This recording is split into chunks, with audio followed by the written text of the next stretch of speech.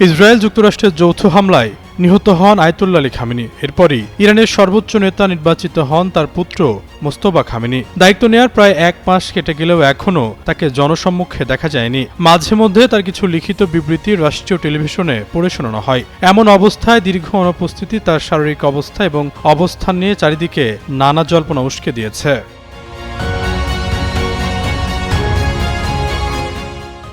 অবশেষে এসে জল্পনা জল ঢেলে মুখ খুলল রাশিয়া। ইরানে নিযুক্ত রুশ রাষ্ট্রদূত অ্যালেক্সি দেদোভ সংবাদ মাধ্যম RTI-কে জানান, মোস্তফা খামেনি ইরানে রয়েছেন, তবে কিছু সঙ্গত কারণে তিনি এখনই প্রকাশ্যে আসছেন না। অন্যদিকে যুক্তরাষ্ট্রের পক্ষ থেকে দাবি করা হয়েছে, গত 28 ফেব্রুয়ারি বিমান হামলায় আলী খামেনি নিহত হন। ওই হামলায় মোস্তফা খামেনিও নিজেও গুরুতর আহত হয়েছেন, এমনকি তার চেহারা বিকৃত হয়ে গিয়েছে।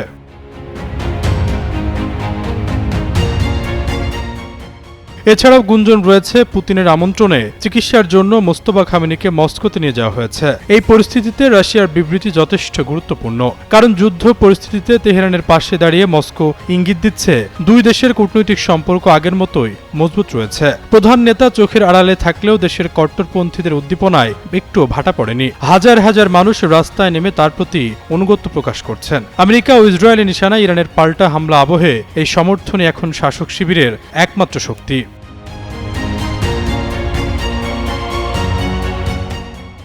বিগত 40 বছর বাবার ছত্রছায়া থেকে পর্দার আড়াল থেকে ক্ষমতায় সামলেছেন 56 বছর বয়সী মোস্তফা খামেনি। এখন সিংহাসনে বসেও তার এই আড়ালে থাকা নিয়ে চলছে আলোচনা সমালোচনা।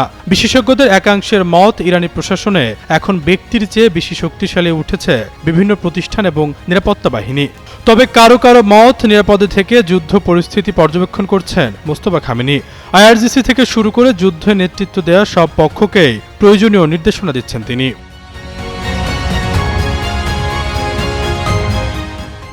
এদিকে পাকিস্তানের উদ্যোগে মধ্যপ্রাচ্যের উত্তেজনা কমাতে দফায় দফায় বৈঠক অনুষ্ঠিত হচ্ছে।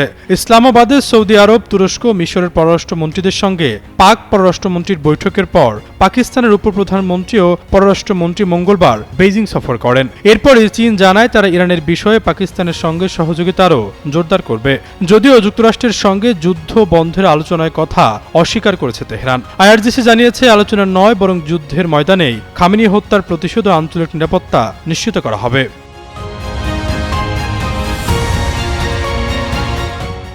তবে মার্কিন প্রেসিডেন্ট ডোনাল্ড ট্রাম্পের দাবি, যুদ্ধ বন্ধে ইরানের পক্ষ থেকে তার কাছে প্রস্তাব পাঠানো হয়েছে। তবে কিভাবে সেই প্রস্তাব তিনি পেয়েছেন সেসব নিয়ে বিস্তারিত তথ্য প্রকাশ করেননি। আশরাফুল ইসলাম, যুগান্তর নিউজ।